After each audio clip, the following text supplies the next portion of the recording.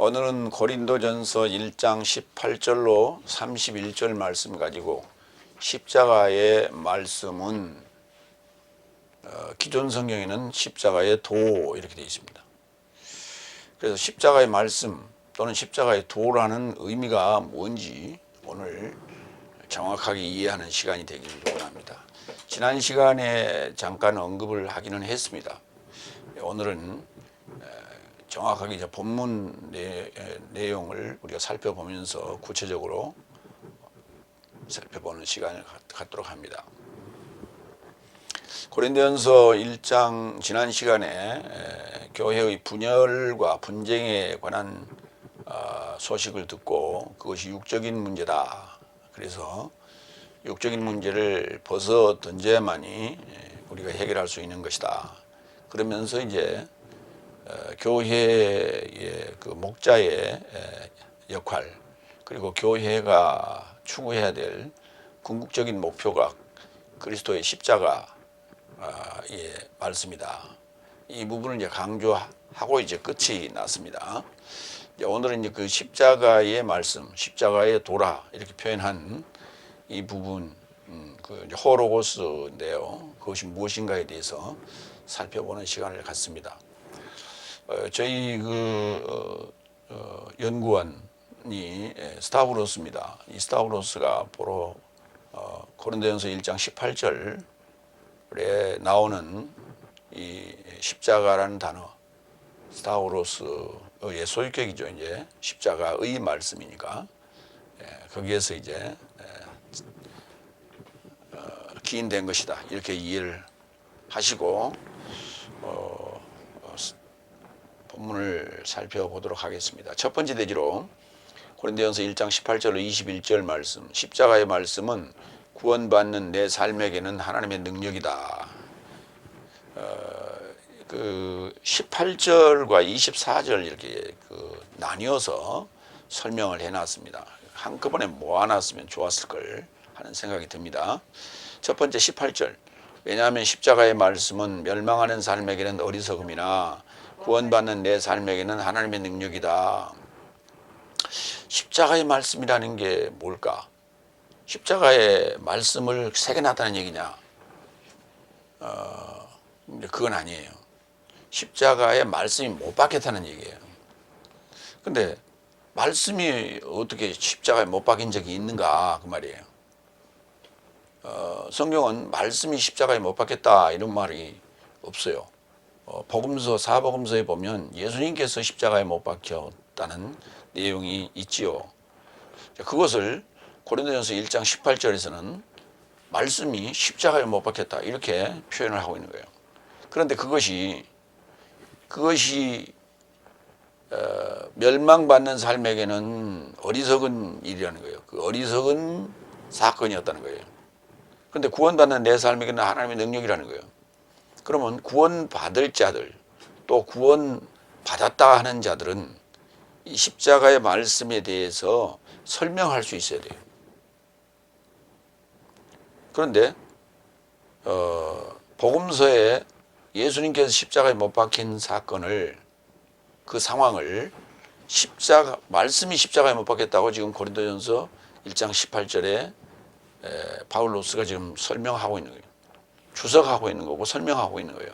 그런데 그것이 굉장히 어려워요, 지금. 그래서 24절에서 이제 보충적으로 또 설명하는데,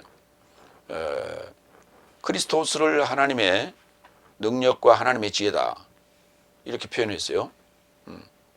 십자가에 못 박힌 크리스토스, 23절에 십자가에 못 박힌 크리스토스를 선포하고 그 크리스토스가 하나님의 능력과 하나님의 지혜다. 근데 이제 1장 18절에서는 하나님의 능력이라는 표현만 썼어요. 근데 그러니까 십자가의 말씀과 십자가에 못 박힌 그리스도스를 같다 이렇게 했어요. 지난 시간에 우리가 아버지와 말씀과 성령과 아버지와 아들과 성령에서 그 아들과 말씀이 같은 것이다 이렇게 우리가 봤어요. 그러니까 말씀과 아들이 같은 것인데 오늘은 지금 말씀과 그리스도가 같다고 지금 표현하고 있는 거예요. 그럼 그거를 왜 18절에서는 말씀이라 하고 23절에서는 그리스도스라 했는가? 이 부분을 우리가 구분해서 이해해야 됩니다. 먼저 말씀에 대해서 보겠습니다. 요한복음 1장 1절 3절. 시작 안에 말씀이 있었으며 말씀은 하나님을 향하여 있더라. 그리고 말씀이 하나님이시더라. 여기에 있었으며 있더라. 하나님이시더라. 이게 다 미완료예요. 그러니까 십자가에 못 박힌 예수님, 십자가에 못 박힌 말씀은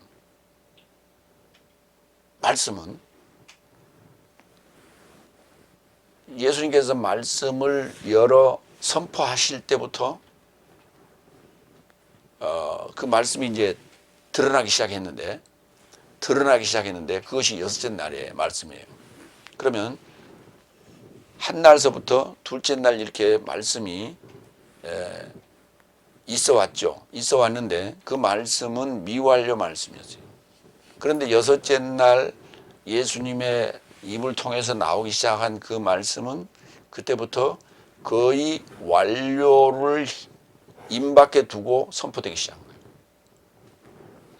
그러니까 요한복음 1장 1절에 시작 안에 말씀이 있었으며 말씀은 하나님을 향하여 있었고 그 말씀이 미완료 하나님이시더라 라는 얘기는 한 날서부터 다섯째 날까지의 얘기고, 또 2절 이것이 시작 안에 하나님을 향하여 있더라. 모든 삶이 그로 인하여 발생하였으며 발생한 것이 그가 없이는 하나도 발생하지 않았다. 그는 누구냐 하면 그로 인하여 또 그가 없이는 말씀이죠. 그 말씀이 곧 미완료 하나님인데 미완료 하나님께서 역사하신 거예요. 그러니까 뭐 우주 만물을 말씀으로 창조하셨다 이런 얘기 나오는데 말씀이 창조하신 거예요. 말씀이 창조하신 거예요. 그러니까 말씀이라는 게 뭐냐면 글이에요. 글이고 글로 표현해 놨어요. 말씀인 글이 창세기 1장서부터 말라기까지 기록되어지 있지 않았다면 우리는 전혀 알 방법이 없어요. 창조의 시작 그리고 과정, 변화되는 과정을 알 길이 없어요. 그래서 그걸 우리에게 알게 하시려고 말씀으로 표현하고 말씀으로 기록해 놨어요. 요한일서 5장 7절. 이는 하늘 안에서 증언하는 삶이 새 삶이니 아버지와 말씀과 성령이요 이 새 삶이 또한 하나도 그랬어요. 마태복음 28장 19절로 20절 같이 읽습니다. 그런즉 내 삶은 가서 열국 모든 삶을 제자 삼아 아버지와 아들과 성령의 이름에 이루고자 저 삶을 세례 베풀라. 요한일서 5장 7절과 마태복음 28장 19절은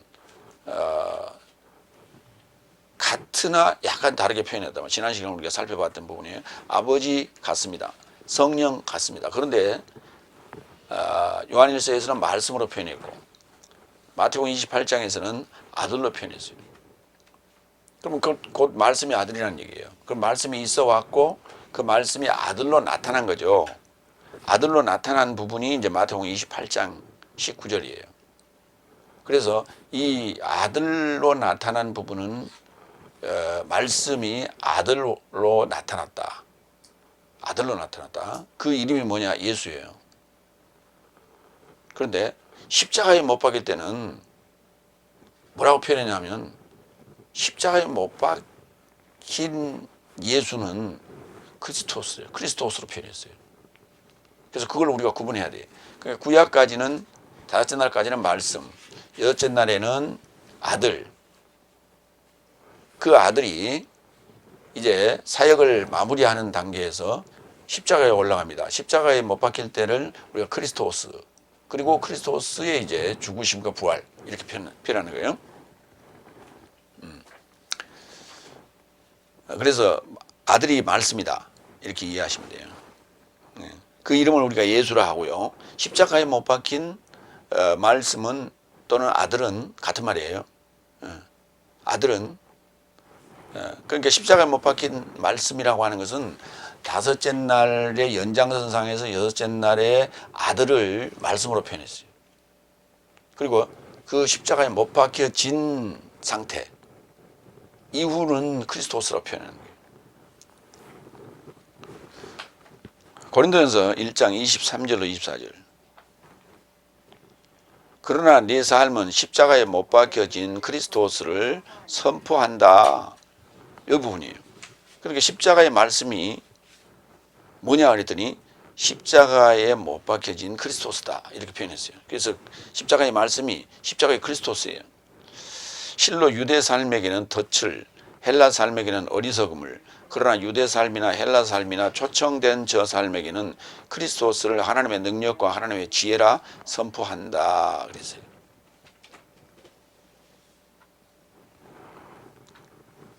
그래서 십자가에 못 박혀진 그리스도스라는 이 표현은 삼위일체적 개념이에요. 삼위일체적 개념이고 말씀이 미완료로 있다가 완성되는 거예요. 예수님께서 십자가에 위에서 말씀하셨어요. 다 완성하였다. 이제 다 완성하였다. 이 개혁성경에 이루었다 이렇게 표현했어요. 그 텔레오 했다라고 하는 것이 말씀이 미완료 상태를 지나서 아들로 나타나고 그리고 그 모든 비밀을 드러냄으로 말미암아 완성된 거예요. 그래서 말씀이 하나님으로 완성된 것을 다 완성하였다 이렇게 표현하신 거예요. 갈라디아 2장 19절로 20절. 왜냐하면 나는 법으로 인하여 법으로 죽었나니. 거기 그 첫 번째 법은 죄의 법이고 죽을 수밖에 없는 죄를 지었다는 얘기고, 두 번째 법은 사망의 법이에요. 그러면 그렇게 집어넣어서 읽어봐요. 나는 죄의 법으로 인하여 사망의 법으로 죽었나니 이는 하나님으로 살고자 합니다. 하나님으로 살고자 합니다. 죄의 법으로 인하여 셋째 날까지예요. 사망의 법으로 지배한 거는 다섯째 날까지예요. 그리고 죽은 것은 여섯째 날 죽었죠. 이는 뭘로? 일곱째 날 하나님으로 살고자 합니다. 그러면 죽기 전에 여섯째 날 겹치는 거예요. 사망의 법과 생명의 영의 법이 겹쳐져야 돼요. 왜? 죽고 부활해야 되는데 없이 살 수 있는 법이 없이 죽어버리면 끝이에요. 그래서 죄의 법과 사망의 법이 다섯째 날까지인데 여섯째 날 생명의 영의 법이 그리스도 예수 안에 있는 법이죠. 그게 나타났어요. 그래서 여섯째 날 같이 가요. 그래서 이제 육체와 아빠의 정과 욕심은 요 사망의 법이 나를 십자가에 매달게 하죠. 그리스도스 예수 안에 있는 그 법이 이제 완성되고 사역을 마무리하는 시점에 십자가에 매달리게 되는 거예요. 그래서 그렇게 해서 우리가 죽은 것은 하나님으로 살고자 합니다. 하나님으로 살고자 합니다. 이 말이 무슨 말이냐? 말씀이 미완료로 있는 것고 있고 하나님을 향하여 미완료로 있는 것은 바로 완성되면 하나님이 되는 거예요. 완료가 되면 하나님이 되는 거예요. 그 얘기를 갈라디아 2장 19절에 써놨어요. 교묘하게 맞아 들어가잖아요. 절묘하게 맞아 들어가잖아요. 나는 죄의 법으로 인하여 사망의 법으로 죽었나니 이는 하나님으로 살고자 합니다. 하나님으로 살고자 하며, 우리 개혁성경에 그렇게 안 써놨어요. 매매하게 써놨어요. 우리 개혁성경 한번 읽어볼까요? 갈라디아 2장 19절.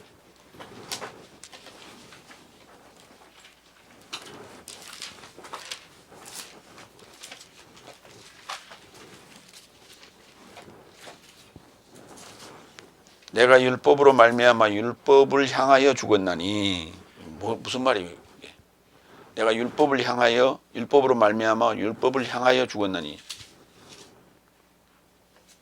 율법으로 말미암아 죽었으면 죽었지, 또 율법을 향하여 죽은 건 또 뭐야?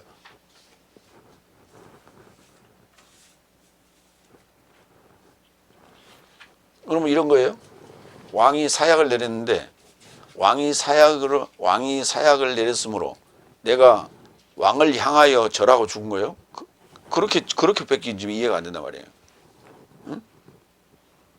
율법으로 말미암아 율법을 향하여 죽었나니 이는 하나님을 향하여 살려 함이라. 죽을 때 율법을 향하여 죽지 않고 율법을 돌아서 죽으면 안 돼요? 향하여라는 단어가 거기 없어요. 의로예요. 그냥 역격이에요. 법으로 인하여 야 소유격이에요. 법으로 죽었나니 역격이에요. 법으로 인하여 할 때는 전치사가 디아가 있어요. 그러나 법으로 죽었나니 할 때는 그냥 역격이에요. 그리고 하나님으로 살고자 합니다 할 때 역격이에요. 거기 향하여라는 프로스라는 전치사 없어요. 근데 향하여라는 단어를 두 군데나 써놨어요. 20절. 그래서 내가 그리스도스와 함께 십자가에 못 박혔나니, 예수와 함께 십자가에 못 박혔나니 그렇게 안 썼어요. 그리스도스와 함께 십자가에 못 박혔나니 그랬어요. 그러니까 크리스토스가 언급될 때는 크리스토스가 예수 그리스토스가 겹쳐서 언급되거나 크리스토스만이 언급되거나 할 때는 뭐냐, 완성 단계의 개념으로 이해해라. 뭐가? 말씀이 미완료로 있다가 완성 단계 개념이다. 이렇게 이해하셔야 돼요.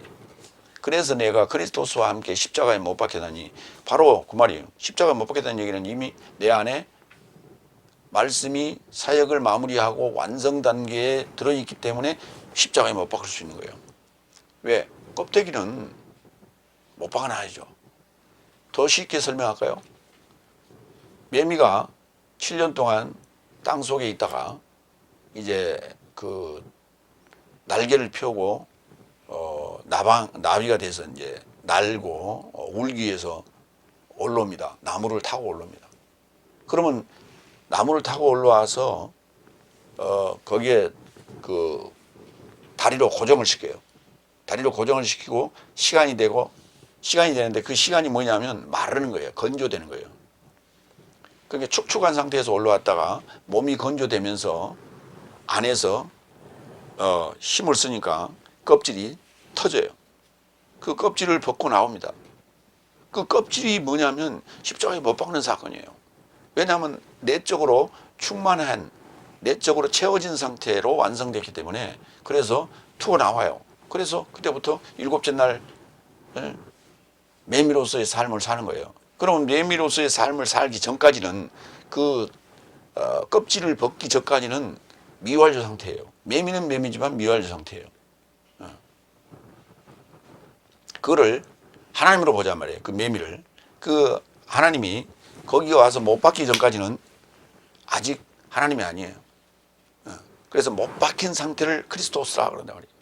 완성된, 말씀이 완성된 상태. 그리고 이제 거기서 튀어 나온단 말이에요. 부활.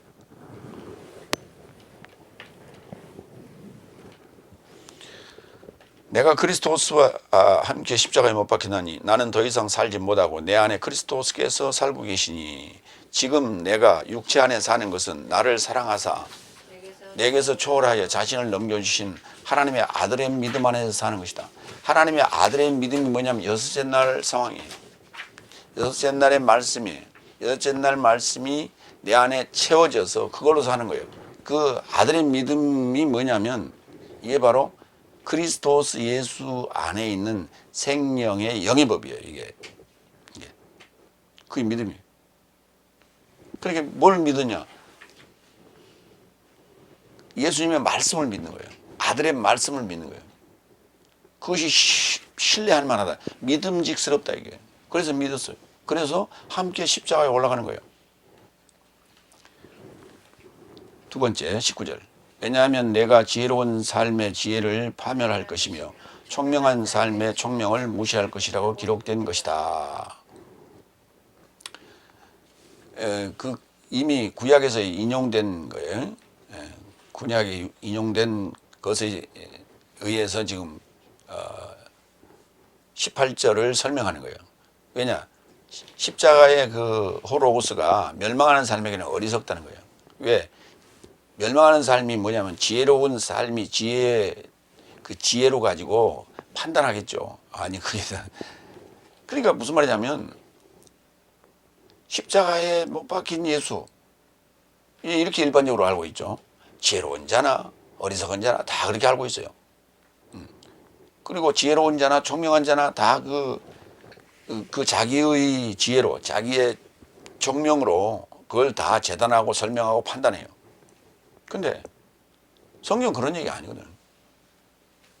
그래서 오늘 고린도전서를 통해서 바울로스를 통해서 우리에게 그 십자가의 말씀이 뭐냐, 십자가의 도라고 하는 게 뭐냐, 그 도는 길도자예요. 십자가의 길이요. 그냥 그게 도를 아십니까 뭐 이런 거, 그런 개념, 그게 아니란 말이에요. 도가 아니에요. 말씀이에요. 말씀이 뭐냐, 아들이고, 아들의 말씀이고, 아들의 말씀이 완성되어져서 십자가에서 못 박히는 상황인데 그 상태를 크리스토스라고 하는 거예요. 이것이 그 연통이라고 하는 그 에판겔리아라고 하는 그 개념이, 일곱 날의 개념이 없이는 설명이 이해가 안 되는 거예요. 그래서 멸망하는 삶에게는 어리석은 거예요. 그 멸망하는 사람들이 누구냐? 지혜롭다 생각하고 또 내가 총명하다 생각하는 세상적 지혜와 세상적 총명을 가지고 성경을 이해할 수는 없는 거예요. 로마서 1장 21절로 23절에 그 세상에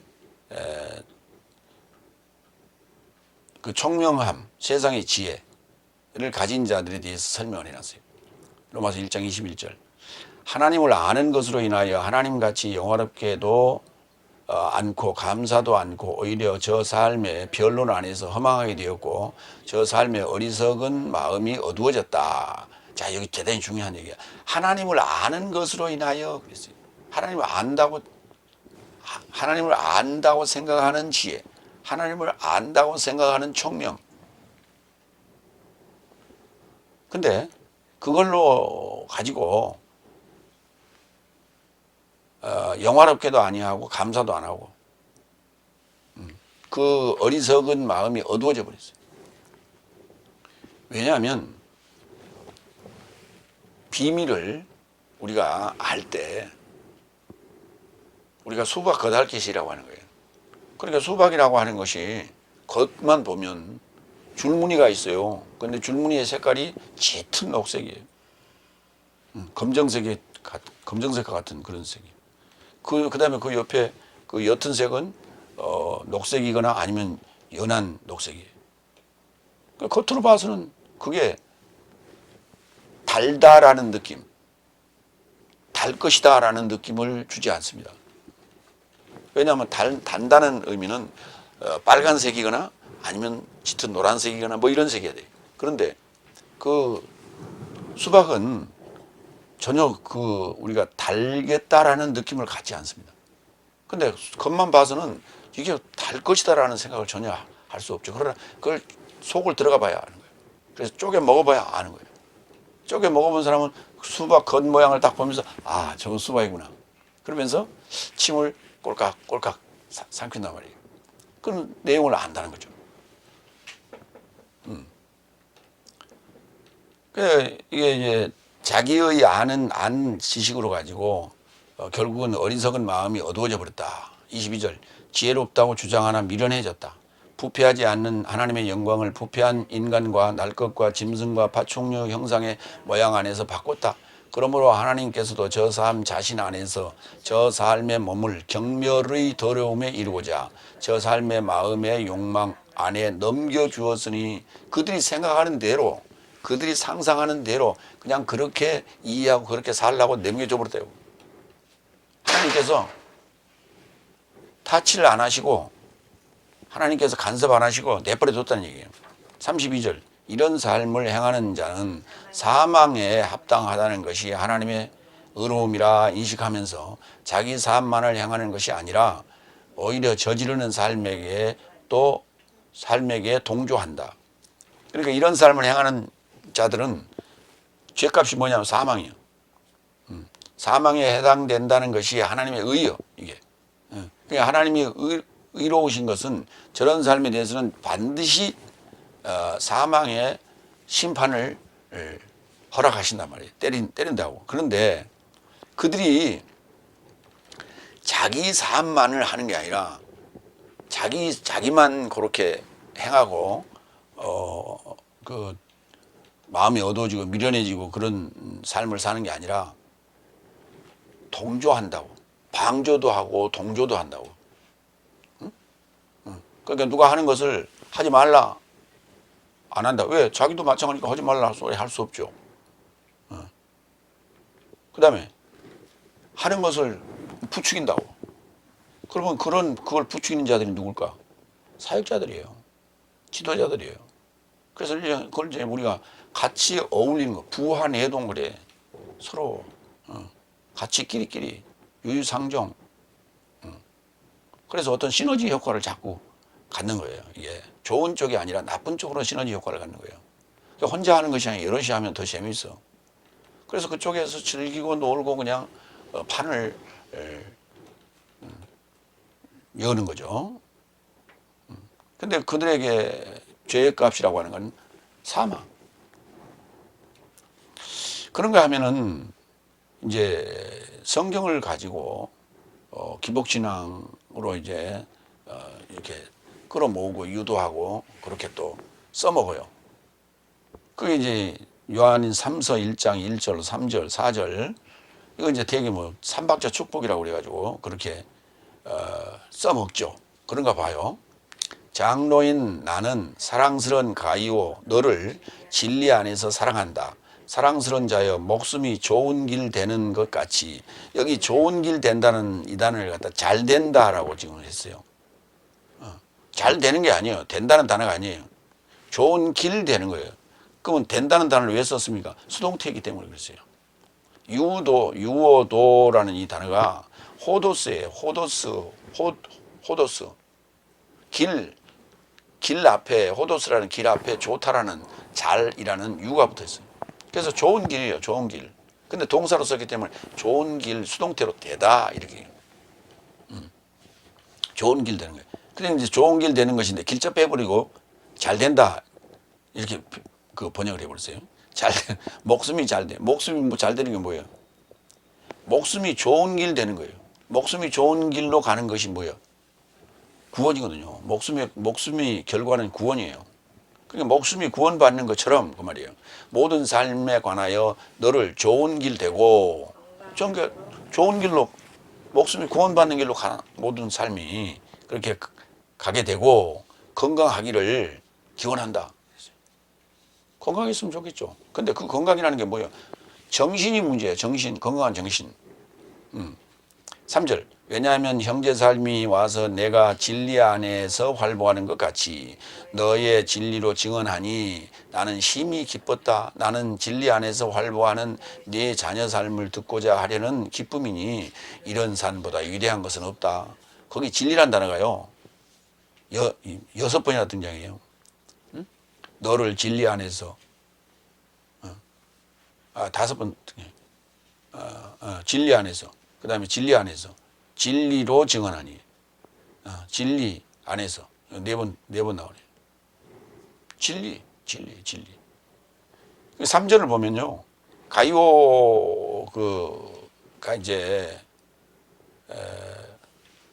파울로스와 동행하기도 했죠. 그런데 형제 삶이 와서 누가 가이오가 진리 안에서 활보하는 것 같이 가이오의 진리로 증언하니 가이오가 가르친 그 형제들이 와서 그걸 그대로 이제 이렇게 나한테 증언하는 걸 보니까 나는 심히 기뻤다.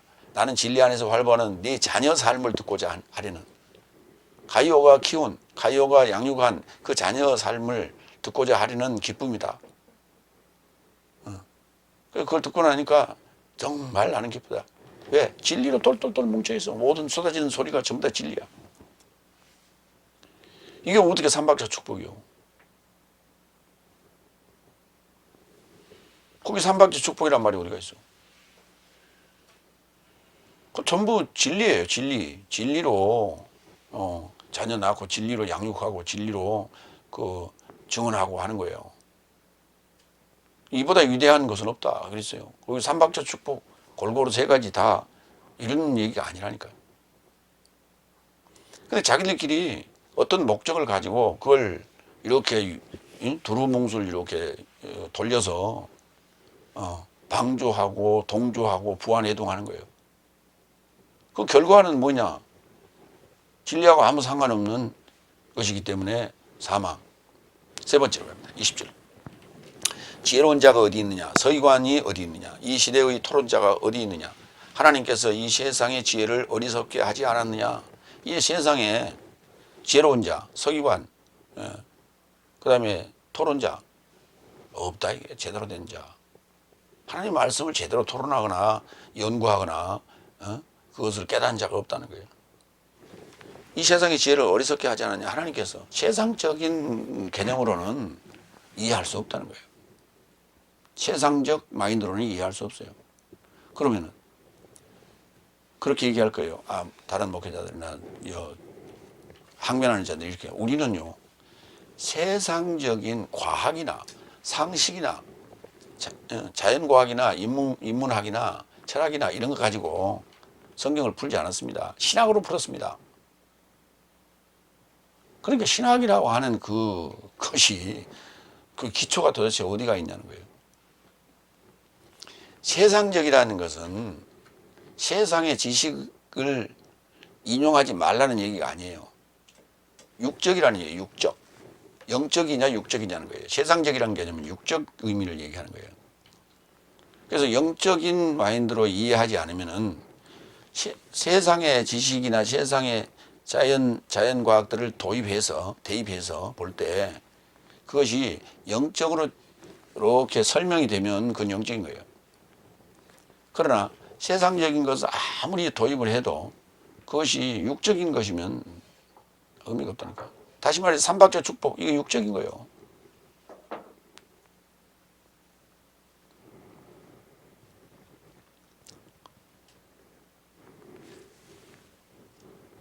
이건 다 세상의 지혜를 어리석게 하지 않았냐 하나님께서. 지금도 유대인들의 어떤 그 공부 방식, 유대인들의 그 두뇌, 세상 온 지구촌이 다 알아주는 어떤 그 머리죠.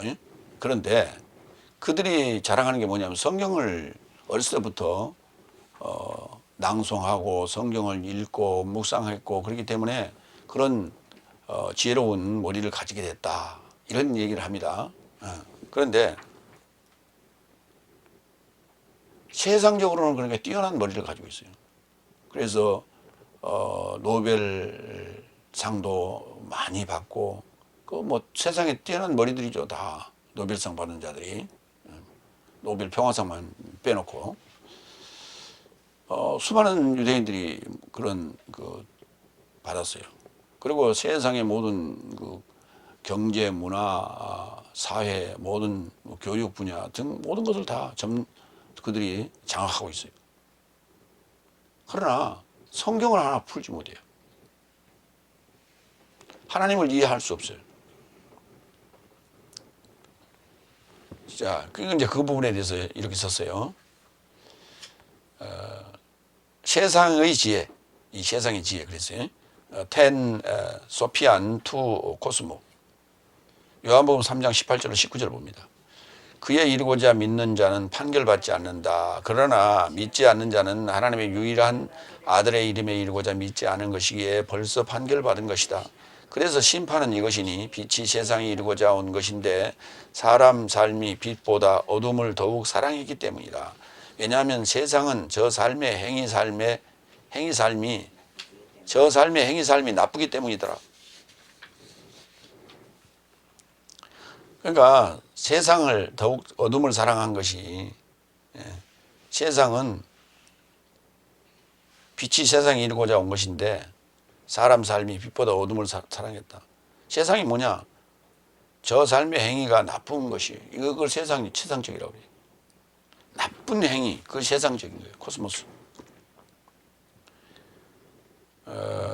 믿는다는 게 뭐냐면 유대인들이 그러면 하나님을 안 믿느냐? 하나님 믿었어요. 근데 아들의 이름에 이르고자 믿지 않았어요. 하나님의 아들 누군지 몰라. 그럴 때는 하나님의 아들 누군지 몰라. 그럴 때는 믿었어요. 그러나 나사렛 예수라는 이름으로 그들 앞에 나타났을 때는 믿지 않았어요. 왜? 나사렛에서 무슨 의로운 것이 나타날 수 있느냐 라고 그들의 머릿속에 이미 각인되어 있었기 때문에 그게 어떤 선입견이거든요. 그러니까 이 지역 색깔, 인종 색깔, 이 차별주의거든요. 이런 것들이 어떤 진리를 받아들이는 데 있어서, 지식을 받아들이는 데 있어서 이게 장애물이에요. 그걸 벗어 던져야 돼요. 초월해야 돼요. 근데 그걸 초월하지 못했어요. 마태복음 11장 23절로 25절을 볼까요? 예수님께서 하신 말씀이에요. 너 카페르나움, 가버나움아, 하늘까지 높아졌으니 지옥까지 미끄러지게 될 것이다. 왜냐하면 만일 내 안에 발생했던 능력이 소돔 안에 발생했으면 오늘날까지 머물렀다. 그러나 나는 더욱 내 삶에게 말한다. 심판날 안에서 네 삶보다 소돔아 삶의 땅이 더 견뎌낼 것이다.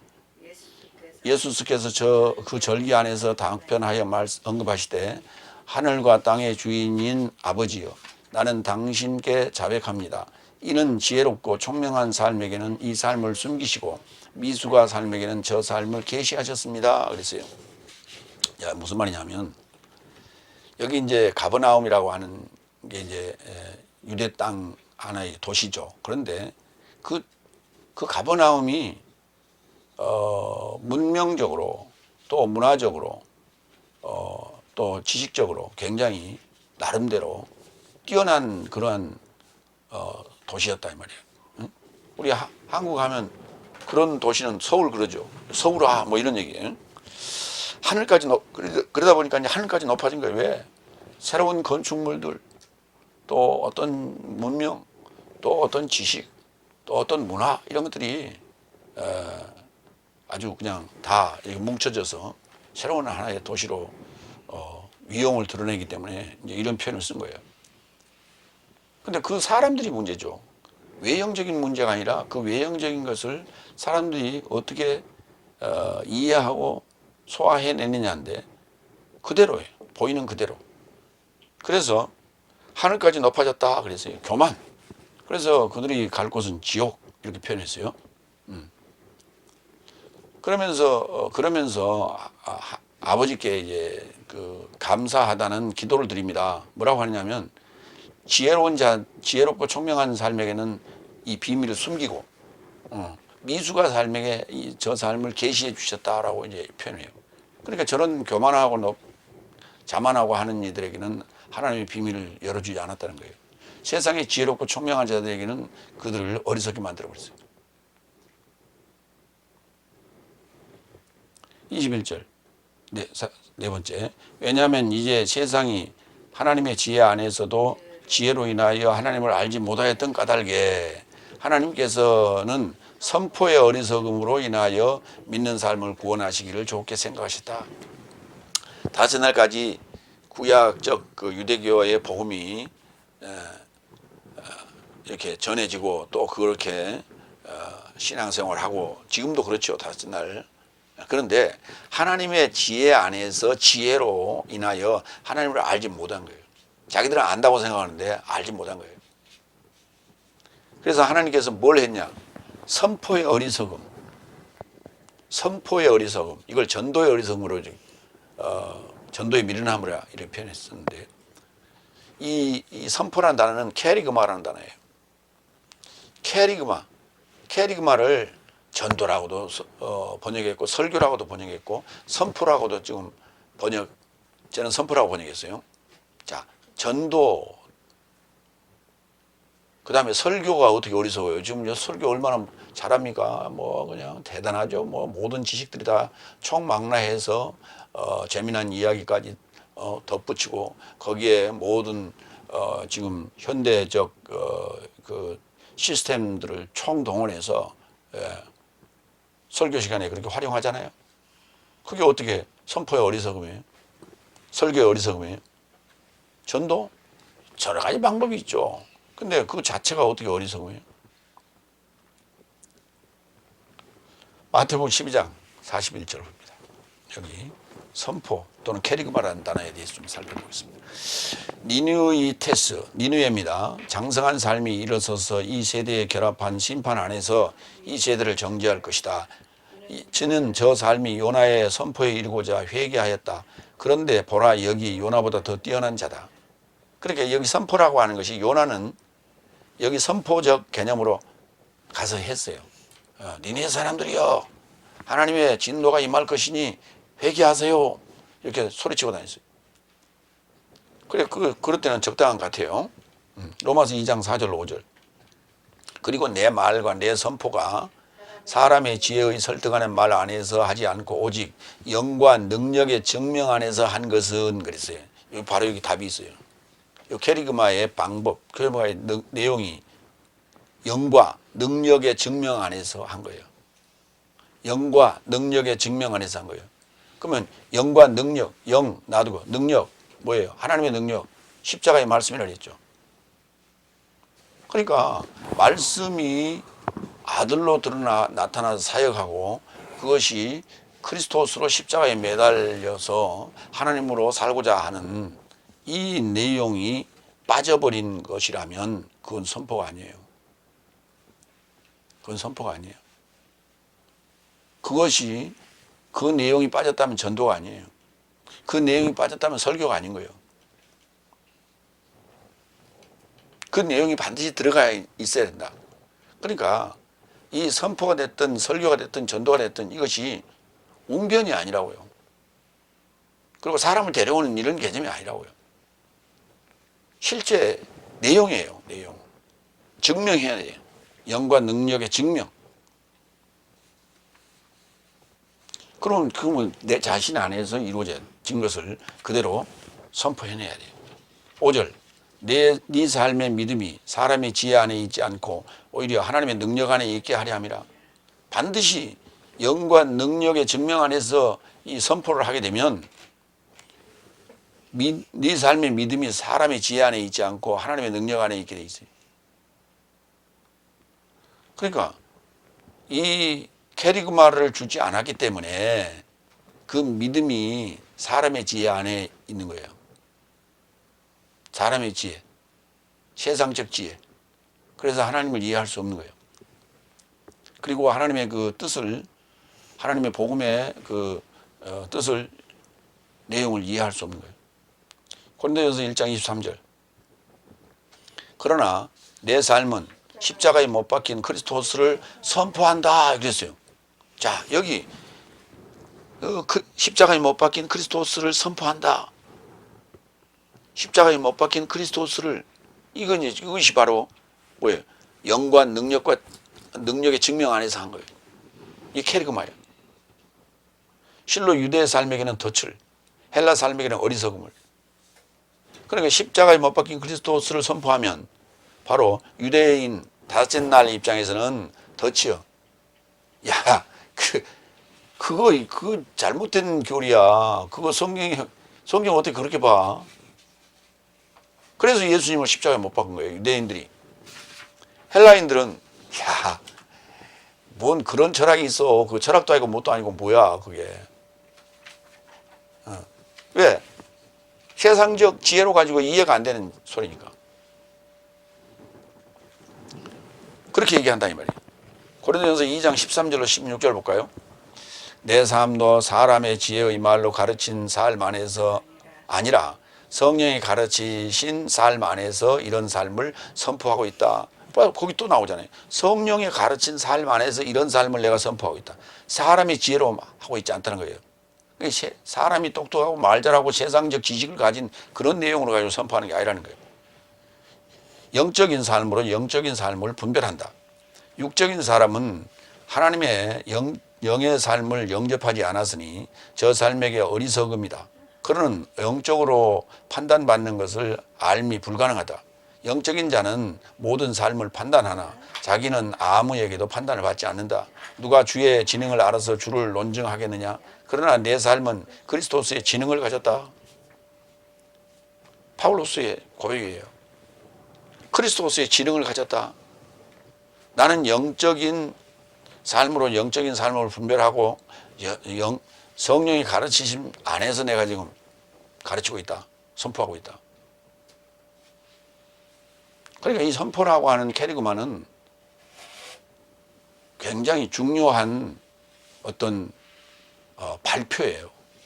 어떤 발표. 뭐 세미나 이런 정도 개념이 아니고 어떤 중대한 발표예요. 중대한 발표.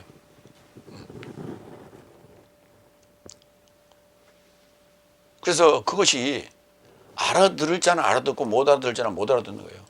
일반적으로 하는 그런 연설의 내용이 아니라는 거예요.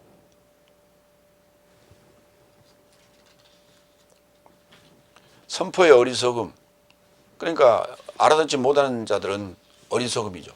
알아듣는 자들은 하나님의 능력인 거예요. 두 번째 대지로 갑니다. 고린도전서 1장 22절로 25절. 십자가에 못 박혀진 그리스도스를 하나님의 능력과 하나님의 지혜라고 선포한다. 네, 연결되는 얘기예요. 다섯 번째 22절로 25절 읽겠습니다. 그럼에도 유대 삶은 표적을 구하고 헬라인 삶은 지혜를 찾는다. 그러나 내 삶은 십자가에 못 박혀진 그리스도스를 선포한다. 실로 유대 삶에게는 덫을, 헬라 삶에게는 어리석음을, 그러나 유대 삶이나 헬라 삶이나 초청된 저 삶에게는 그리스도스를 하나님의 능력과 하나님의 지혜라 선포한다. 이는 하나님의 어리석음이 사람보다 지혜롭고 하나님의 나약함이 사람보다 강하기 때문이다. 이 문장이 다 하나의 문장이에요. 22절로 25절이. 십자가의 말씀이 뭐냐? 십자가에 못 박힌 그리스도스예요. 십자가의 말씀, 그러니까 말씀이 십자가에 못 박힌 그리스도스예요. 그러니까 다섯째 날까지의 연장선상에서 또 여섯째 날에 아들의 말씀, 아들이 그 말씀을 풀죠. 그걸 이제 말씀을 풀었을 때는 흐레마라고 그래요. 그게 이제 풀어지는 게, 말씀이 풀어져서 해설되어지는 흐레마가 선포됨으로 말미암아 완성되는 거예요. 비밀이 완성되는 거예요. 그게 여섯째 날 완성이 됨으로써 십자가에 육체 아파의 정과 욕심을 못 박아버리는 거예요. 그리고 부활하는 거예요. 그래서 십자가에 못 박힌 그리스도스가 완료 하나님이다. 제가 그렇게 얘기했어요. 그걸 증명합니다. 크리스톤 에스타우로메논 그랬어요. 에스타우로메논, 그게 십자가에 못 박혀진 그 말이에요. 크리스토스예요. 크리스토스가 그냥 목적격으로 썼어요. 자, 그 다음에 에스타우로메논도 목적격이에요. 둘 다 목적격이에요. 그러니까 십자가에 못 박힌 그리스도스를 선포한다 그랬죠. 그러니까 목적격이에요. 그런데 그 십자가에 못 박혀진이라는 단어가 파싱을 하면 이렇게 돼요. 동사, 분사, 현재, 완료, 수동태예요. 목적격 남성 단수예요. 현재 완료 수동태예요. 현재 못 박혀진 거예요. 완료 상태예요. 이 완료 상태가 바로 그리스도스가 바로 아까 제가 뭐라 그랬어요? 완료 하나님이라고 그랬죠. 그러니까 이 글을 쓸 때도 현재 완료 수동태고, 우리가 이 글을 읽는 순간에도 현재 완료 수동태예요. 예수님이 십자가에 올라갔을 때도 현재 완료 수동태예요. 그러니까 예수님이 십자가에 올라간 상황을 지금 써놨는데 그것이 바로 현재 완료 수동태예요. 역사적으로 보면 지금 파울로스가 이 글을 쓸 때는 그거는 과거예요. 우리가 볼 때도 과거예요. 이해됩니까? 그런데 현재 완료 수동태로 써놨어요. 예수님이 십자가에 올라가는 순간 현재 완료 수동태예요. 그것을 설명하고 있는 파울로스가 이 글을 쓸 때도 현재 완료 수동태. 우리가 이 글을 읽을 때도 현재 완료 수동태. 십자가의 말씀이 누구냐 그랬더니 십자가에 못 박힌 그리스도스다. 그러면 십자가에 못 박힌 그리스도스가 뭐냐? 현재 완료 수동태. 완료된 거야. 뭐가? 말씀이 완료됐다고. 하나님으로 완료됐다 이 말이에요. 그래서 그걸 선포하니까 초청된 삶에게는 크리스토스는 하나님의 능력과 지혜가 됐다. 능력이라는 게 뭐야? 하나님의 나약함이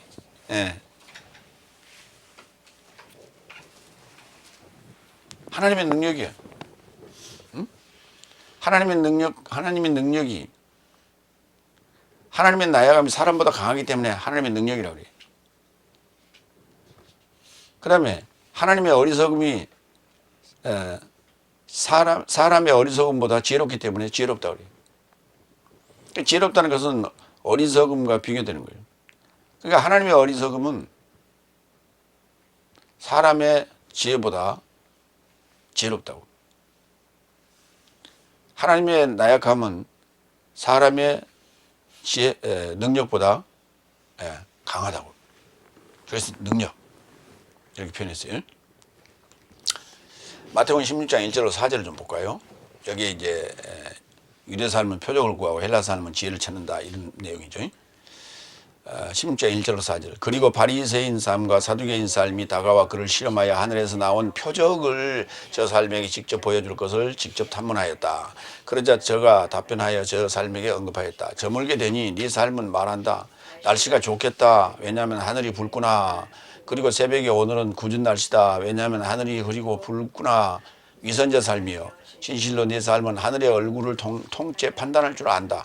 그러나 절기 삶의 표적 삶을 판단함이 불가능하구나.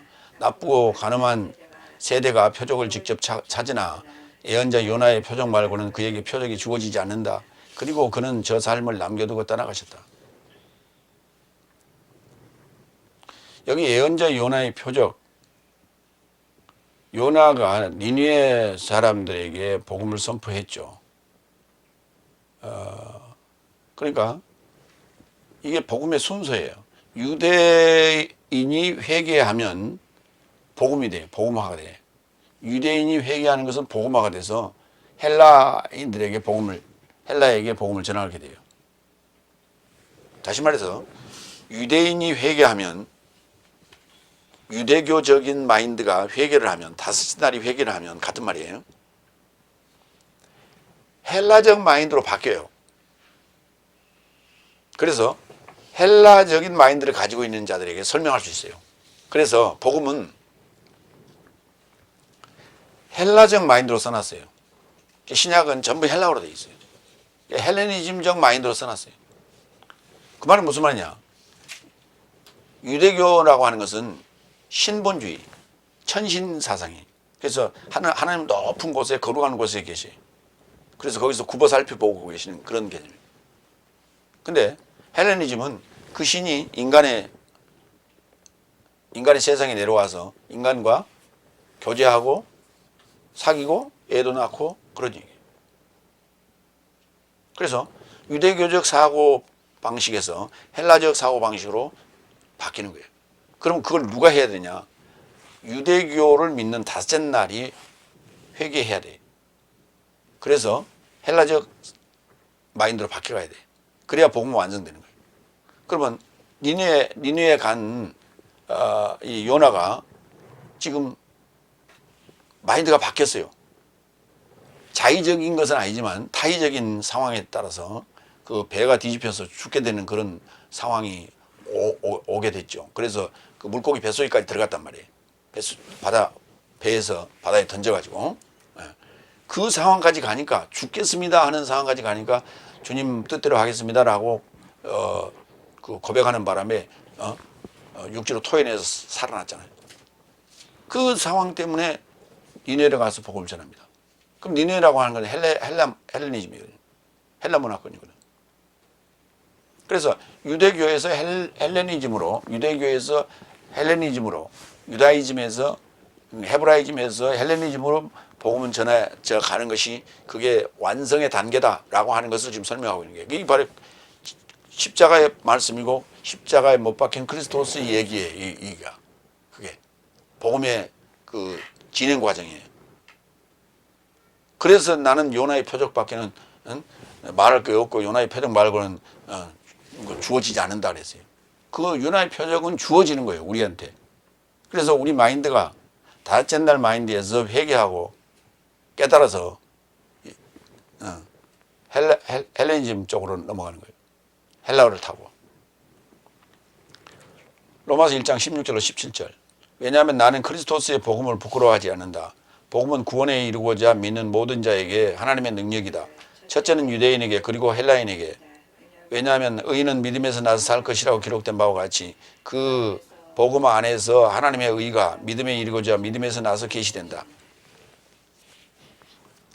어느 날 갑자기 예수 믿고 팍 구원 얻는 게 아니요. 어느 날 갑자기 예수 믿고 구원 받는 게 아니에요. 어느 날 갑자기 예수 믿는다는 것은 넷째 날이에요. 교회에 나왔다는 얘기. 넷째 날 광야교회에 나온 거예요. 그래서 넷째 날 과정, 다섯째 날 과정을 거치고 그가 깨달아야만이 헬라적 마인드로 바뀌는 거예요. 천신을 섬기는 헤브라이즘적 사고 아래서는 표적을 구하고 있어요.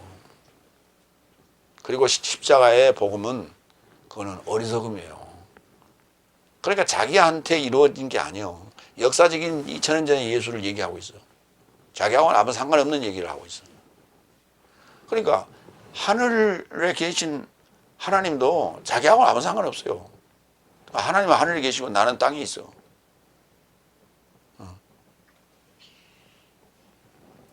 이와 같이 나하고 상관은 없어. 그러나 나는 그럴지라도 나는 하나님을 경외합니다. 이거요. 이게 헤브라이즘이에요. 근데 헬레니즘은 그게 아니에요.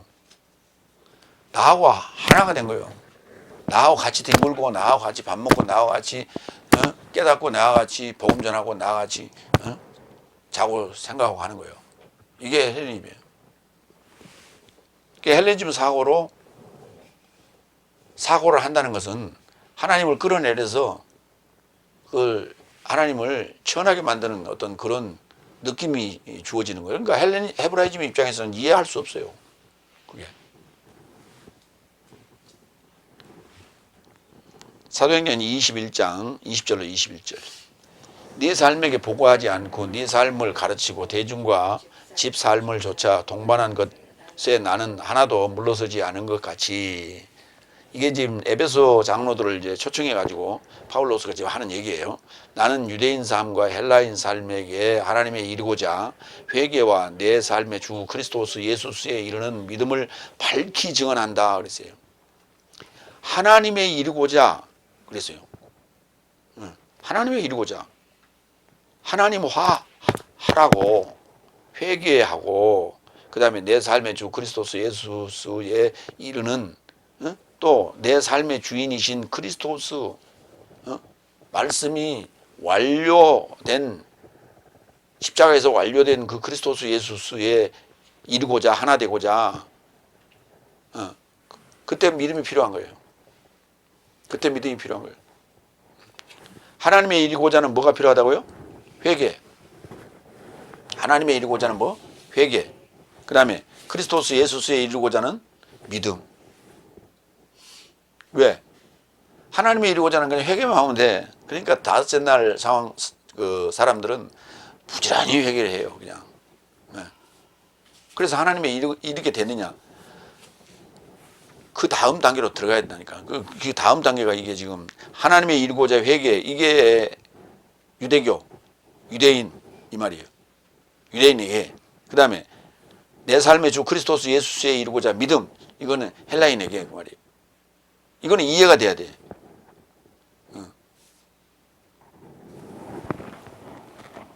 그래서 그 믿음을 밝히 증언한다.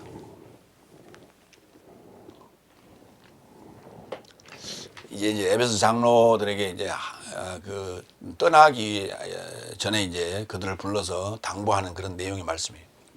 고린도후서 13장 3절로 5절 볼까요? 나약함과 능력에 관한 얘기입니다. 네 삶이 내 안에 선포하는 그리스도스의 확증을 구하고 있다면, 내 안에서 선포하는 그리스도스의 확증을 구하고 있다면 그 말이에요. 그러니까 유대인은 표적을 구해야 했죠. 근데 여기 지금 고린도 교인들입니다. 고린도 교인이 내 안에서 선포하는, 파울로스 안에서 선포하는 그리스도스의 확증을 구하고 있다면 완료된 하나님에 대한 것을 구하고 있다면 이런 얘기가 돼요. 그리스도스는 네 삶에게 이루고자 약하지 않으시고 오히려 네 삶 안에서 강하시니라. 왜냐하면 그리스도스께서 나약함에서 십자가에 못 박히셨다면 오히려 하나님의 능력에서 사셨으니 내 삶도 저 안에서 나약하나 네 삶에게 이루고자 하나님의 능력에서 저와 함께 살 것이다. 네 삶이 믿음 안에 있거든 네 삶 자신을 시험하고 네 삶 자신을 확정하라. 예수 그리스도께서 네 삶 안에 계신 줄을 네 삶이 스스로 인식하지 못하느냐? 그렇지 않으면 네 삶이 불확증자이다. 그러니까 조금 전에 사도행전 21장 21절에 그 내 삶의 주 그리스도스 예수스에 이르는 믿음 그랬어요. 요 믿음 안에 있다면 그 말이에요. 응? 믿음 안에 있다면 네 삶을 확증해라고, 시험해보고 확증하라고. 그러니까 말로만 지식적으로만 교리적으로만 설명하는 게 아니에요. 그렇다라고 믿는다라는 것은 그때부터 이게 시험하고 이겨낼 수 있는 능력과 지혜가 주어지는 거예요. 왜? 거기에 대한 원리를, 과정을 알고 있기 때문에. 아는 것과 믿는 것에 그 무슨 차이가 있습니까? 며칠 전에 그 뉴스가 나왔어요. 중국에서 그 세 번째인가 글쎄요. 하여튼 다 그런 순위에 들어가는 높은 빌딩이 하나 지금 있는데 그 빌딩이 흔들리는 거예요. 그걸 카메라로 잡았어요. 응? 빌딩이 흔들려. 이렇게. 빌딩이 흔들려가지고 그 방송을 했겠죠. 여기 건물에 있는 모든 사람들은 다 피난 가세요. 그래 전부 도망 나왔어요. 근데 며칠 전에 어젠가 또 뉴스에 또 나왔어요. 또 흔들렸어요. 그러니까 이게 흔들리나 안 흔들리나를 확인하려고 그 안에 그 근무하는 사람들이 다 물병을 거꾸로 전부 다 세워놨어요. 이렇게 정상적으로 놓으면 잘 안 자빠지겠죠. 어느 정도 충격에. 그런데 거꾸로 세워놓으니까 조금만 충격에도 넘어가겠죠. 전부 다 물병을 다 막 거꾸로 세워놨어요. 책상에다. 그리고 또 충격이 오니까 다들 다 나왔어요. 이 안에 이제 들어갈 수도 없어요. 이제 가지로 들어가야 되는데 들어가지도 못해. 왜 그랬을까? 원인을 분석해 보니까 설계도가 나오기 전에 밑에 벌써 지었어요. 그걸 자기들 마음대로 지어버린 거예요. 자기 생각대로 지어버린 거예요. 그러면 그 생각대로라는 게 뭐예요? 그러한 큰 건물을 거기에 걸맞는 건물을 지어본 자가 아닌 거예요. 근데 이 정도는 되겠지라고 생각하고 대충 기초공사를 했겠죠. 그러니까 설계라는 것이 뭐냐면 그게 지식이거든요. 지식의 총 결집체. 그 지식의 총 결집체대로 해야만이 건축을 해야만이 그게 온전한 거예요. 근데 지식이 잘못됐어요. 잘못된 지식으로 가지고 건축을 하니까 저는 이제 원죄적인 문헌일지 몰라. 그런데 보강공사를 한다고 그러는데 보강공사 하다가 죽을 수 있어요. 넘어가져 가지고. 나 같으면 보강공사 안 하라고 하겠어. 왜? 보강공사 하다가 넘어지면 그걸 무슨 수로 그걸 피해? 똑같은 얘기예요. 하나님 말씀의 지식에 의해서 완성된 하나님을 만들어가는 과정은 지식인 거예요. 그걸 우리가 알미라고 그래. 우리말로 옮기면. 한문은 지식이 되고 우리말로는 알미인 거예요. 그러면 지식은 뭐야? 알아야죠. 당연히. 그러니까 지식을 알고 그렇다라고 우리가 이해가 되면 믿는 거예요. 그게. 그러니까 다섯째 날 믿음은 하늘에 해가 떠 있지 않냐? 예, 떠 있습니다.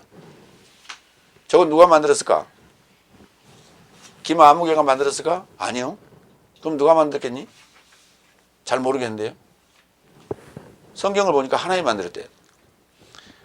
믿어 안 믿어? 안 믿는 사람이 누가 있어? 다 믿지. 거기 보여주고 현상, 자연현상 등등등등을 가지고 믿는 거예요. 자, 바람이 있어 없어? 공기가 있어 없어?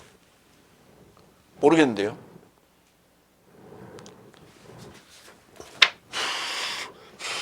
흔들려 안 흔들려? 흔들리는데요. 근데 보여 안 보여? 안 보이는데요. 그러면 공기가 움직였어 안 움직였어? 움직였는데요. 그러니까 이 지금 이 공간에 공기가 있어 없어? 있겠죠. 믿어 안 믿어? 믿죠. 이렇게 되는 거예요. 그러니까 다섯 날까지의 믿음이라는 것은 기사와 이적과 표적과 그 다음에 실제적인 어떤 것들이 있다는 걸 입증하면 다 믿는 거예요. 그거 안 믿을 사람이 없어요. 2000년 전에 예수님께서 오셨단다. 그리고 다 가서 역사적으로 다 고증하고 해놓고 하니까 다 믿는 거예요. 그러나 헬레니즘적 사고에 의하여 믿는 거는 그렇게 보이는 현상적 고증을 통해서 믿는 게 아니에요. 정확하게 이해가 되도록 분석하고 알려줘야 돼요. 그렇지 않으면 안 믿어요. 이게 헬레니즘적 사고예요. 근데 그렇게 지금 가르치고 있진 않아요. 헬라어 성경을 헬라어로 보지도 않지만 어쨌든 그 신약 성경을 가지고 설명할 때 그냥 구약적으로 얘기하는 거예요. 지금 설교를 할 때. 그러니까 설명은 네 알아서 해라 이게. 설명 없어요. 대충 얼버무리고 말아요. 그러면서 믿냐고 물어요 자꾸. 믿습니까? 그러고. 그럼 안 믿습니다. 그런 사람이 누가 있어? 다 믿습니다. 아멘 그러지. 그렇지 않겠어?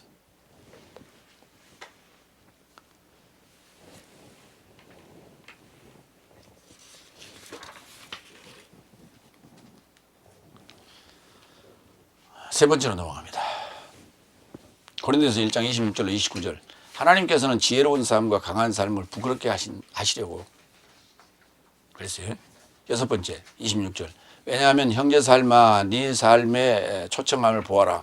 육체를 조차 지혜로운 삶이 많지 않고 능력 있는 삶이 많지 않고 신사적인 삶이 많지 않기 때문이다. 그러니까 지금 고린도 교인들을 향해서 얘기하는 거예요. 내 주변에 한번 봐봐. 여기 지금 모인 교인들을 보면 지혜로운 아주 똑똑하고 그런 사람들이 많아? 아닌데요. 능력 있는 사람, 뭐 거부, 뭐 큰 장관, 뭐 이런 사람들이 많아? 아닌데요. 그러면 신사적이고 그런 사람들 귀부인, 귀족들 이런 사람 많아? 아닌데요. 우리 일반적으로 그래요. 교회 구성원들을 보면. 그러나 오늘날에는 이게 이제 그 소위 기독교 문화적인 어떤 마인드로 이렇게 변하면서 교회도 많은 그 이제 신사적이고 그다음에 능력 있는 사람들, 그다음에 지혜로운 사람들 많이 들어와 있어요. 그러면서 들어와서요. 근데 그 사람들이 많으냐? 많은 건 아니에요. 그러면 왜 그 사람들이 들어오냐? 자기가 꼭 들어오려고 해서 들어온 건 아니지만 들어와서 보니까 자기만한 사람이 없거든. 자기만한 사람이 없어. 다 자기보다 못하거든. 그러니까 사람들이 자꾸 부추게 간증 한번 해보세요. 어디 새롭게 하소서 이런데 방송에 한번 나가보세요. 이런 식으로 자꾸 부추겨가지고 왜 아는 사람들이 일만 하면 어느 정도 이해하고 알만한 사람들이 그렇기 때문에 그런 사람들 자꾸 부추겨서 나가서 그렇게 저 사람도 교회 다니네. 그럼 나도 한번 가볼까? 이런 식의 하나의 전도의 도구로 활용하는 거예요. 지금. 그러니까 지금 교회가 본질을 제쳐놓은 소위 변질된 그런 교회로 지금 탈바꿈되었다. 그런 얘기. 그런데 그러니까 이와 같이 뭐 지혜로운 삶이나 능력 있는 삶이나 신사적인 삶이 많지 않았다. 예, 인정합니다. 이거예요.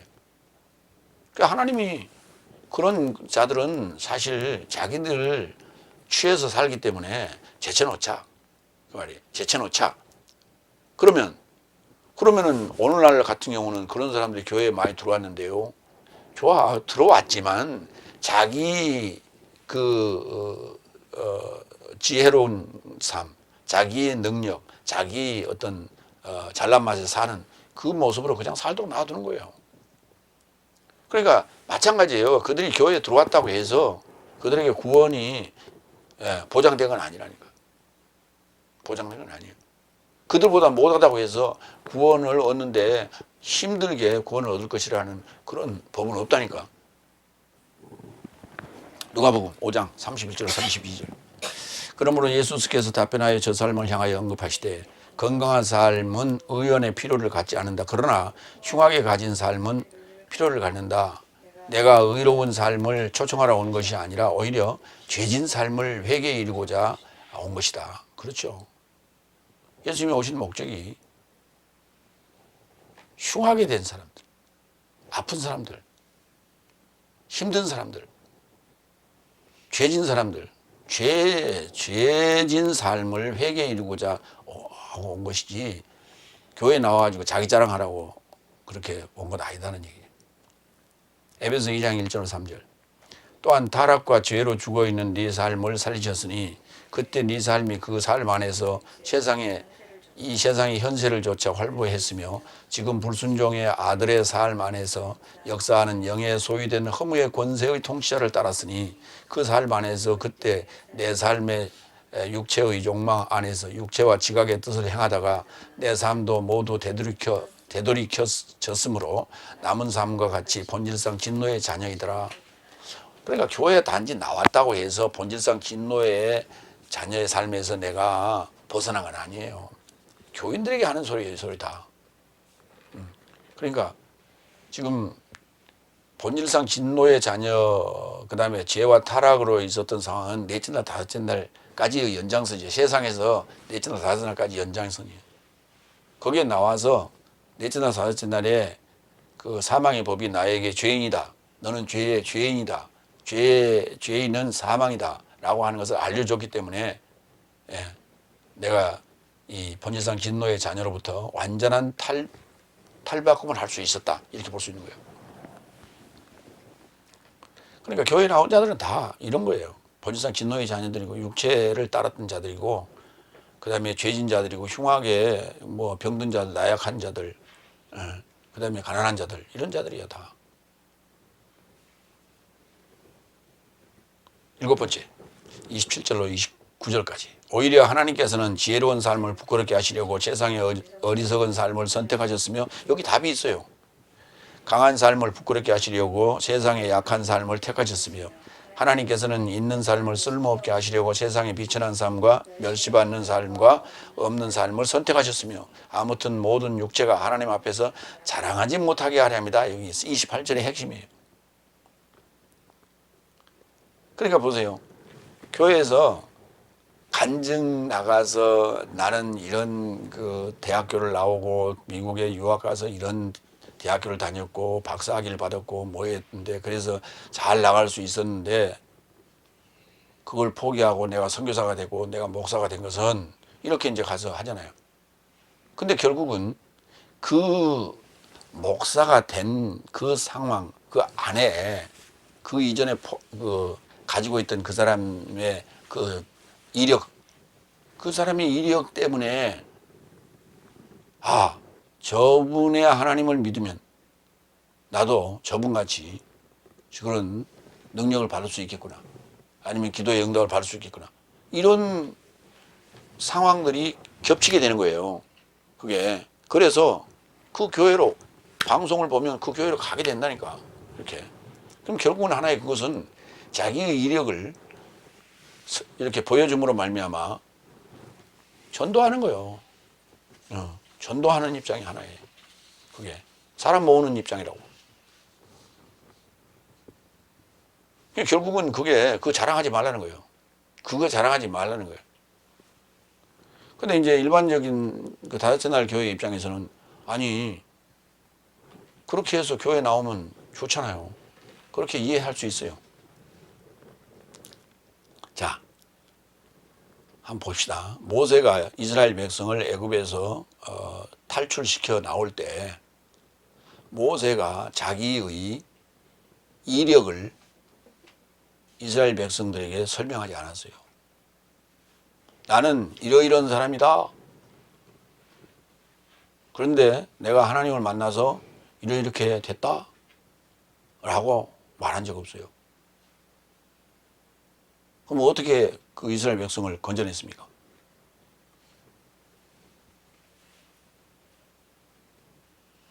애굽의 왕과 맞짱을 떴잖아요. 애굽의 바로 왕과 맞짱을 뜬 거예요. 뭘로? 하나님의 능력으로 가서.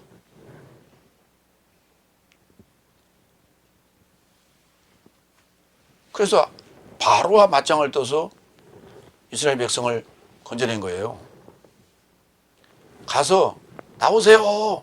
우리 여기 애굽에서 나갑시다. 이렇게 말하지 않았어요.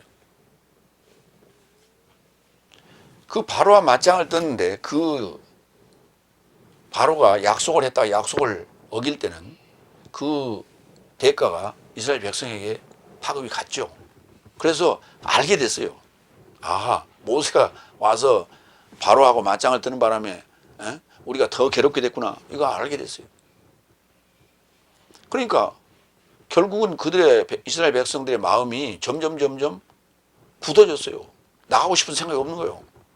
우리 잘 살고 있는데 괜히 와서 우리를 데려가겠다고 모세가 와서 괜히 긁어부스럼을 내고 있구나. 너 때문에 우리가 못 살겠다.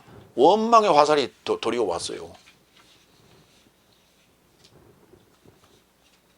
그러니까 지금 내가 이런 사람이었는데 내가 예수를 믿고 목사가 됐습니다. 라고 간증을 하면 그거는 교회를 나와야 될 사람들에게 아, 나는 못 나가겠어. 당신 보니까 못 나가겠어. 이렇게 생각이 드는 게 아니라니까.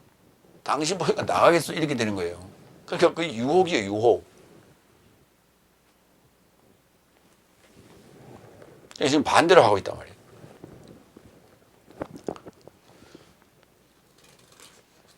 결국은 자랑하지 못하게 하려 합니다. 그러니까 기독교는 자랑의 교회가 아니에요. 근데 지금 현재 기독교는 전부 자랑, 간증 집회라는 게 전부 자랑인 거예요.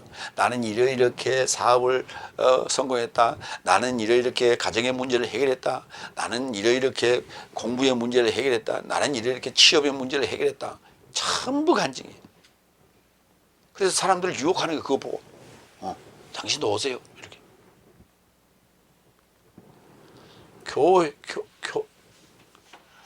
이스라엘 백성을 그 광야 교회로 끄집어내는 것은 잡아내는 거예요. 잡아내는 거예요. 체포해 오는 거예요. 죄인을 체포해 오는 거예요. 그런 것이지. 그렇게 야 가자 그래요. 이렇게 꼬셔서 사기치고 가는 거예요. 그 사기치는 거예요. 그게 달콤한 것으로. 자, 빌립보서 3장 5절로 11절 봐요.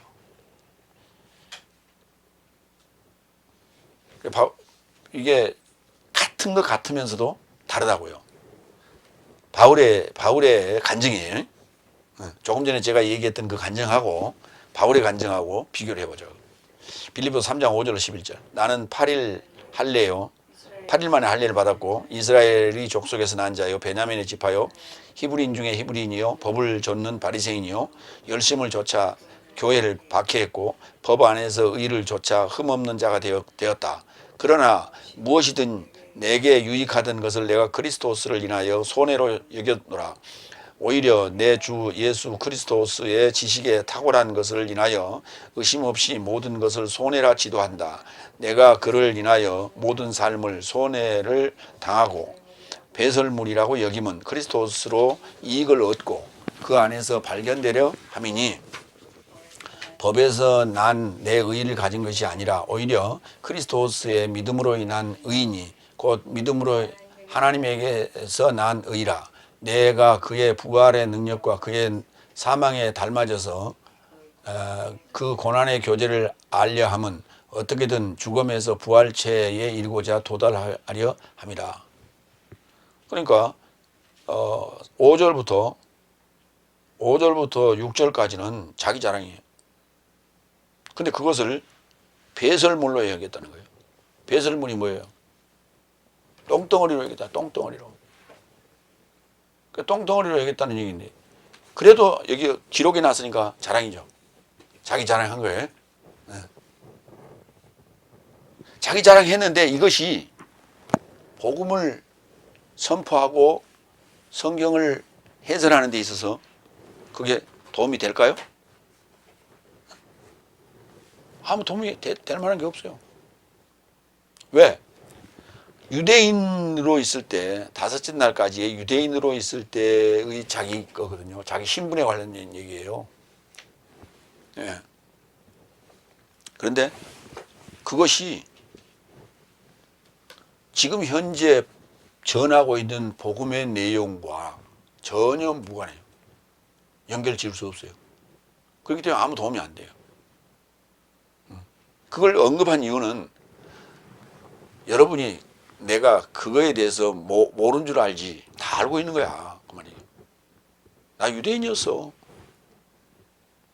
히브리 중에 히브리인이었어. 베냐민 지파였고요. 12지파 중에 하나야. 그 다음에 나 바리새인이었어. 열심을 조차 교회를 박해했고, 내가 다메섹까지 가서 내가 다메섹까지 예수 믿는 자들 잡으러 다니다가 내가 거기서 예수님 만나가지고 거기서 변화를 받았지. 법안에서 의를 조차 흠없는 자가 되었다고. 율법으로 내가 흠없는 자야.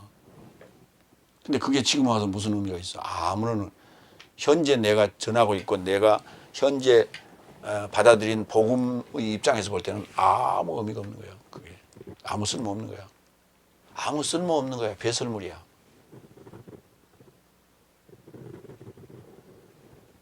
결국은 뭐냐고요? 죽음에서 부활에 이르게 하려는 거예요. 믿음으로 난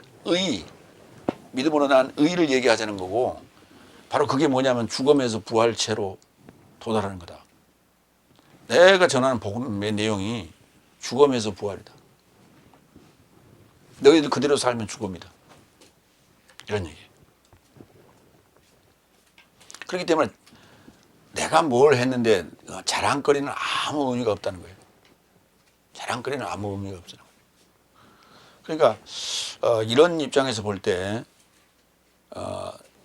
이게 파울로스에게 이 빌립보서 3장 5절 11절보다는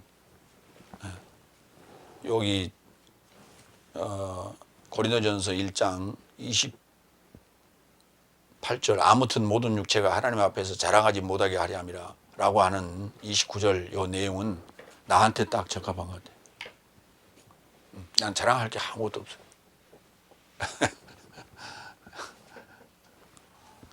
그런데 나한테 이런 하나님께서 계시를 허락하셨어요. 능력을 주셨어요. 네 번째로 갑니다. 고린도전서 1장 30절로 31절. 크리스토스 예수께서는 하나님께로부터 내 삶에게 지혜와 의와 거룩함과 구속이 되셨다. 참 이런 그 내용들을 연결해서 이렇게 쓸 수 있었다고 하는 것이 참 대단하다. 그러니까 이제 그 성경을 다섯째 날까지 부단히 많이 읽었고 구약을 뭐 그런 것이 기초가 되겠죠. 예, 그게 기초가 됐어요. 어쨌든 간에 자기가 가지고 있는 내용을 그 성도들이 필요한 것으로 이렇게 끌어내서 설명할 수 있다라고 하는 게 참 대단한 능력이다. 이게 사람으로서 할 수 없는 능력이다. 구약의 시편 기자들이 써놓은 그 시편도 그래요. 참 그게 하나님께서 그 순간에 어떤 그 계시적 상황을 허락하지 아니하시면은 그러한 문구나 내용들을 그렇게 줄줄줄 나열할 수 있을까? 뭐 그런 생각이 들어요. 여덟 번째 30절 31절 보겠습니다. 그러나 네 삶은 그에게서 나서 그리스도스 예수스 안에 있으니 예수께서 하나님께로부터 내 삶에게 지혜와 의와 거룩함과 구속이 되셨으니 자랑하는 자는 주 안에서 자랑하라고 기록된 바와 같게 하려 하심이라. 자랑하려면 어디서 하라고요? 주 안에서 하라고요. 주 안에서 자랑하라는 얘기는 나는 지금 주 안에 있습니다. 그러면서 자기가 살아온 얘기, 자기가 지금까지 신앙생활하면서 하나님께 기도하고 응답받은 얘기, 문제 해결했던 얘기, 그런 얘기가 하라는 얘기가 아니고, 그게 자랑이 아니고 뭐 자랑하라고요? 그리스도스 예수 안에 있는 지혜, 의, 거룩함, 그 구속, 복음에 관한 자랑하라고. 복음에 관한 자랑하라고. 갈라디아서 3장 26절 29절. 왜냐하면 네 삶 모두 믿음으로 인하여 예수 그리스도스 안에서 하나님의 아들이 되었도다. 하나님의 아들 된 거예요. 왜냐하면 네 삶이 그리스도스에 이루고자 세례받았으니 그리스도스를 옷 입은 것이다. 유대인이나 헬라인 안에 있는 것이 아니요, 종이나 자유자 안에 있는 것이 아니요, 남성이나 여성 안에 있는 것이 아니요, 네 삶 모든 삶은 예수 그리스도스 안에서 하나로 있는 것이다. 네 삶이 그리스도스의 소유라면 어김없이 아브라함의 후손이요 연통을 좇는 상속자 삶이다. 그러니까 자랑할 게 뭐예요? 아들이 되었다는 것도 하고, 그 다음에 연통을 좇는 상속자 삶이라는 거예요. 예수 그리스도 안에서 모두가 하나 되었다는 거예요. 이거 자랑하라고, 이거. 그래서 그리스도스로 옷 입는 거예요. 그리스도 옷 입었다는 얘기는 무슨 말이에요? 그리스도스가 됐다는 얘기예요. 자, 군인은 뭘 입어요? 군복을 입죠. 그러니까 경찰복을 입으면 경찰이네 그런단 말이에요. 군복을 입으면 군인이네 그러잖아요. 하얀 옷을 입어서 간호사네 이러잖아요. 그러니까 옷이라는 것은 그 사람의 신분을 또는 직업을 나타내는 거예요. 그러니까 그리스도를 옷 입었으면 뭐라고 불러? 그리스도로 옷 입었으면 뭐라고 불러? 그리스도인이네 그러다. 그러니까 그리스도인이네 하는 말이 무슨 말이에요? 말씀이 미완전히 있는 게 아니라 완성된 자네 이 말이에요. 십자가에 못 박힌 그리스도스네 이렇게 이해해야 되는 거예요. 근데 우리는 지금까지 그렇게 이해 안 했잖아요. 그러니까 그리스도로 옷 입으면 그리스도인이네 이렇게 되는 거예요. 그러니까 결국은 그리스도 안에 있는 지혜와 의와 거룩함과 구속 그리고 행동 이것들을 자랑하는 거예요. 이거 계시록 20장 6절. 그리스도 예수 안에 있다는 것은 무슨 말이냐? 첫째 부활 안에 몫을 가진 삶은 행복하고 거룩하다. 첫째 부활의 몫을 가지고 자기 몫이요. 첫째 부활이 누구 몫? 내 몫이라고. 내 몫이라 이렇게 가진 삶은 행복하고 거룩하다. 둘째 사망이 권세를 갖지 못하고 오히려 저 삶이 하나님과 그리스도스의 제사장 삶일 것이다. 것이요. 그와 결합하여 천년 삶을 통치할 것이다. 그와 결합하여. 누가? 그리스도스와. 하나님과 그리스도스와 결합하여 천년 삶을 통치할 것이다. 그럼 뭐가 됐어요? 왕이 된 거예요. 그 왕이 됐다는 얘기는 뭐예요? 말씀이 완성됐다는 얘기. 일곱째 날에 살고 있다는 거예요. 그러니까 그 날이라는 개념이 뭐냐면 다 학년이라고 생각하면 돼. 1학년부터 7학년까지 총이 있다면 제일 높은 학년이 7학년 아니에요. 그럼 7학년이 6학년을 다스리고 6학년이 5학년을 다스리고 5학년은 4학년을 다스릴 거 아니에요. 그렇잖아요. 그게 통치요. 그러니까 천년 삶을 통치한다는 얘기는 내가 7학년 됐다 이 말이에요. 7학년. 일곱 날에 최고의 높은 데 자리에 앉았다. 그 왕이죠. 마무리합니다. 십자가의 말씀, 십자가의 그리스도스는 미완료가 아닌 완료 하나님이다. 이런 의미입니다. 아들이 이루고자 믿는 모든 삶에게 하나님의 능력과 지혜와 의와 거룩함과 구속이 되셨으니 그리스도스 예수스 안에서 연통을 좇는 상속자 삶임을 자랑해야 돼요. 다시 말해서 이게 복음이거든요. 복음을 자랑하라는 거예요. 복음을 자랑하는 거예요. 하나님의 이루고자 라고 하는 것은 구약적 개념에서 크리스토스 예수스 안에서 믿음으로 우리가 이해해야만 돼요. 그래야만이 결국은 구약에서 우리가 소망을 가졌던 하나님에 이르는 상황이 완성되는 거예요.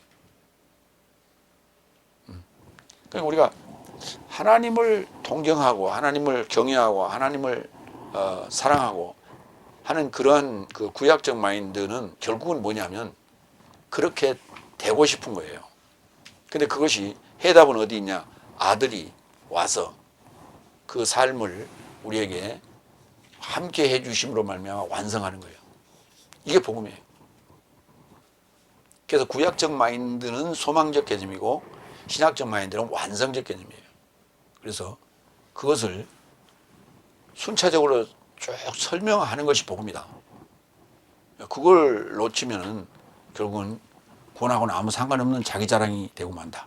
그래서 항상 우리는 그리스도 예수 안에서 자랑하라. 이렇게 마무리하겠습니다.